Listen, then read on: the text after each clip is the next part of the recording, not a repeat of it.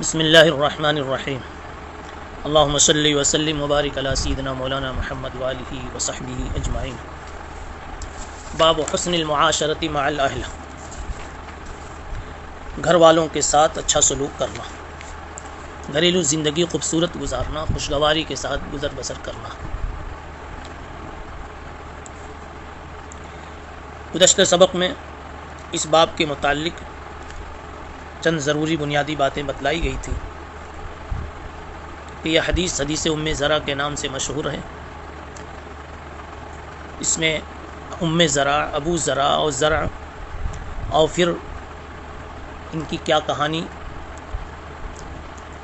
ابتدائی چند اشارات اور مختصر حاصل روایت آپ کے سامنے پیش کیا گیا تھا۔ آج ہمیں حدیث کی اور روایت کی تشریح کرتے جانا ہے اور لغات کو بھی سمجھنا ہے، اس لیے کہ بہت سے الفاظ اس میں مشکل آئے ہوئے ہیں۔ یہ حدیث ام زرع کہلاتی ہے، حدیث ام زرع۔ اس کا سبب ورود یہ بیان کیا جاتا ہے کہ حضرت عائشہ اپنے والد کے اس مال پر ایک موقع پر فخر کرنے لگی جو زمانے جاہلیت میں ان کے پاس تھا۔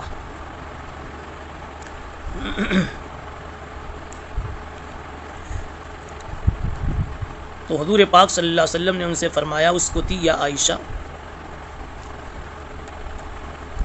فإنی کنت لک کابی زرع لأم زرع، عائشہ چپ رہو، میں تمہارے لیے ایسا ہوں جیسا کہ ابو زرع تھا ام زرع کے لیے۔ اس موقع پر حضرت عائشہ نے سوال کیا، یہ ابو زرع اور ام زرع کا کیا قصہ ہے؟ تو آپ نے پوری بات بیان فرمائی۔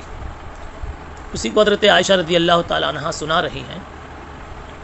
ان عائشہ، آپ روایت دیکھیں پوری سند کے ساتھ، بہ قال حدثنا سلیمان بن عبد الرحمن وعلی بن حجر قال اخبرنا عیسی بن یونس قال حدثنا هشام بن عروہ عن عبد الله بن عروة عن عائشة رضي الله تعالى عنها وعنهم أجمعين قالت جلس 11 امرأة فتعاهدن وتعاقدن ألا يكتمن من أخبار أزواجهن شيئا۔ 11 عورتیں اکٹھا بیٹھیں، انہوں نے آپس میں یہ عہد و پیمان کیا کہ اپنے شوہروں کی خبروں میں سے کچھ بھی نہیں چھپائیں گے۔ یعنی 11 عورتوں نے یہ معاہدہ کیا کہ اپنے اپنے شوہروں کے احوال کو کھول کھول کر بیان کریں، کوئی بات پوشیدہ نہ رکھیں۔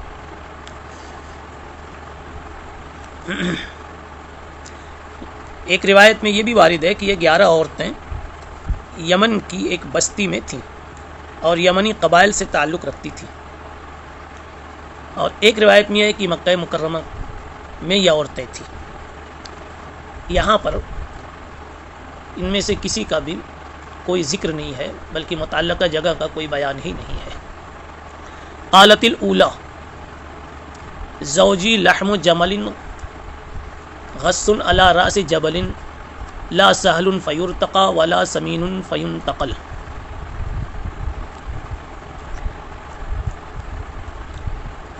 پہلی خاتون بولی کہ میرا شوہر لحم جمل، غصن کو دو طرح پڑھ سکتے، جمل کی صفت بنا کر کے بھی اور لحم کی صفت بنا کر کے بھی۔ میرا شوہر کمزور اونٹ کا ایسا گوشت ہے۔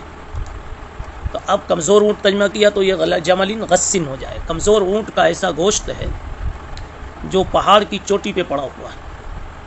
اولن تو اونٹ کا گوشت کمزور اونٹ کا، اور دوسرے ہے اتنی اوپر پہاڑ کی چوٹی پر کہ لا سهل فیرتقى، راستہ وہاں تک جانے کا آسان نہیں، ولا سمین فینتقل، کہ وہ ایسا گوشت فربا بھی نہیں ہے، ایسا زبردست گوشت نہیں ہے کہ اس کی خاطر اتنی اوپر چڑھائی کی مشقت برداشت کی جائے اور وہاں سے لایا جاوے۔ غصن کے معنی کمزور کے آتے اور لاغر ہونے کے آتے ہیں۔ یہاں 2-3 باتیں گوشت کی کمزوری کی ہوئی۔ ایک تو خود اونٹ کا گوشت زیادہ پسندیدہ نہیں، پھر وہ لاغر اور کمزور، اور تیسری بات یہ کہ ہے بھی وہ ایسی جگہ جہاں سے لانا بہت مشکل، تو گویا اس عورت نے دبے دبے اپنے شوہر کی دو اخلاقی کمزوریوں کو بیان کر دیا.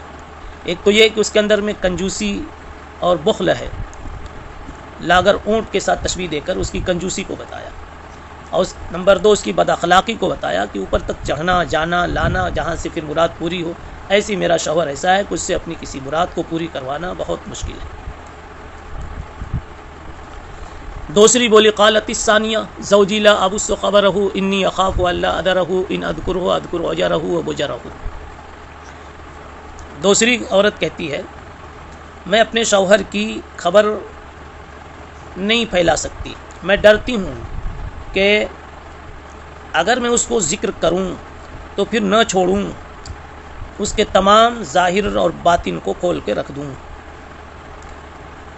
یہ عورت بھی اپنے شوہر کی مذمت کر رہی ہے. اپنے شوہر کی خبر میں نہیں پیش کرنا چاہتی، مجھے اس بات کا ڈر ہے کہ میں شروع کروں تو کہیں سب کچھ نہ کہہ ڈالوں. ان اذکر اجرہ و بجرہ. اجر اجرہ کی جمع ہے. اجرہ اس گرہ کو کہتے ہیں جو رگ پر رگ چڑھ جانے کی وجہ سے گلے میں پیدا ہو جاتی، اور بجرہ کی جمع ہے. اس گرہ کو کہتے ہیں جو پیٹ میں ناف کے اوپر لگ جاتی، اور دونوں چیز یہ بیماری کی.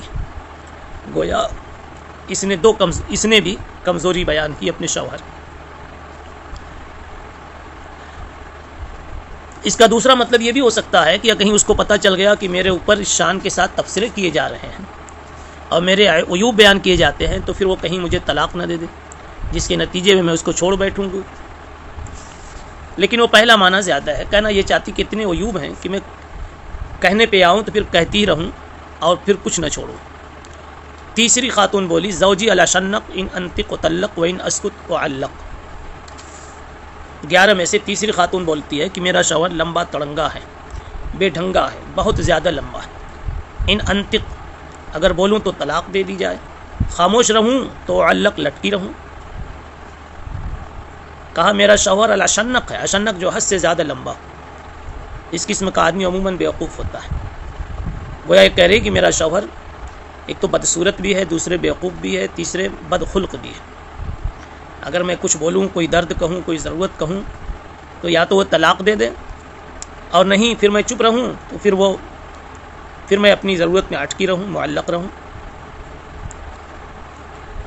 اس چوتھی عورت کہتی ہے قالت الرابعہ زوجی کلیل تہامہ ولا قر ولا مخافہ ولا سآمہ.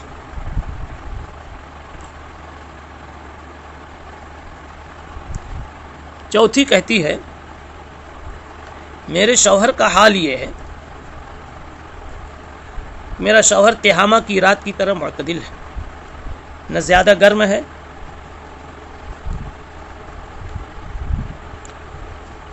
اور نہ زیادہ گرم نہ زیادہ ٹھنڈا، نہ کوئی خوف اور نہ ہی کوئی گھبراہٹ اور اکتاہٹ. یہ اس کا مطلب ہے. تہامہ حجاز کا علاقہ ہوتا ہے جہاں کی رات شدید گرمی میں بھی معتدل ہوتی، نہ ٹھنڈی نہ گرم، نہ سرد نہ گرم. اس خاتون نے اپنے شوہر کی تعریف کی کہ معتدل المزاج، اس سے نہ آدمی گھبراتا ہے نہ ہی اس سے اکتاہٹ محسوس ہوتی. اس عورت کا نام محدت بنت ابی حرمہ کہا گیا ہے. بہرحال یہ چوتھی عورت تھی. چوتھی عورت نے اپنے شوہر کی تعریف کرتے ہوئے لیل تہامہ سے اس کو تشبیہ دیا ہے. قالت الخامسہ پانچویں بولی زوجی ان دخل فہیدہ و ان خرج اسیدہ ولا یسأل عما عہیدہ.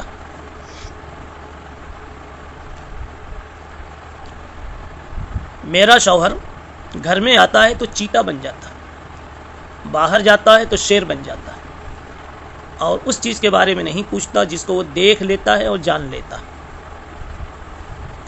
اب اس نے تعریف کی یا مذمت کی؟ بعض حضرات تو کہتے ہیں کہ اس نے بھی اپنے شوہر کی تعریف کی، اور یہی راجح ہے. یہ کہنا یہ چاہتی کہ میرا شوہر اچھے اخلاق کا مالک ہے، گھر میں آ کر چیتا بن جاتا ہے، یعنی چیتا سونے میں بہت مشہور ہے، مطلب یہ ہے کہ میرا شوہر آ کر سو جاتا ہے، ہمارے عیوب نہیں نکالتا، لڑائی جھگڑے نہیں کرتا، ہماری باتوں میں گھریلو امور میں دخل اندازی نہیں کرتا. ہاں باہر جاتا ہے تو شیر کی طرح بہادر ہوتا ہے، باہر کے لوگ اس سے ڈرتے.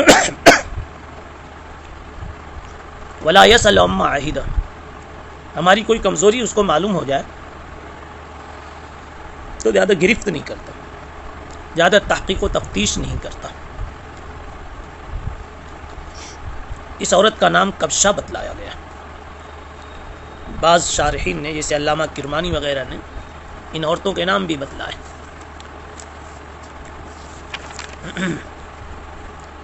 پہلی عورت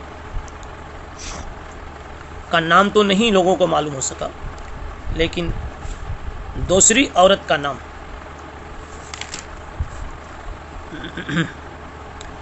حمرہ بن عمرو التیمی بعد لوگوں نے لکھا. تیسری عورت کا نام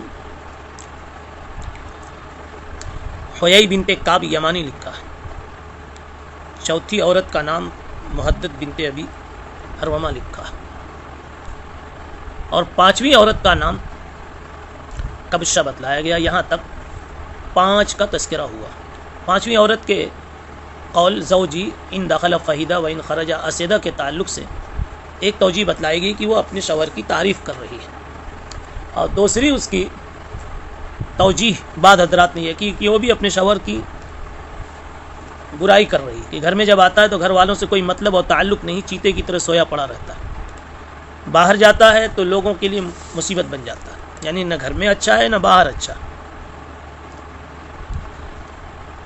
اور ولا یسأل عما عہد کا مطلب ہے ہماری جو ضرورتیں ہیں وہ دیکھتا بھی رہتا ہے، کہ کسی کو کھانسی آ رہی ہے، دوا کی ضرورت ہے، چپل ٹوٹے ہوئے ہیں، نئے چپل کی ضرورت ہے، گھر میں کھانے کا نظم نہیں، سامان لانے کی ضرورت، مگر پھر بھی وہ توجہ نہیں دیتا. لا یسأل عما عہد، وہ اپنی ذمہ داریوں کے بارے میں کچھ پوچھ تاچھ بھی نہیں کرتا.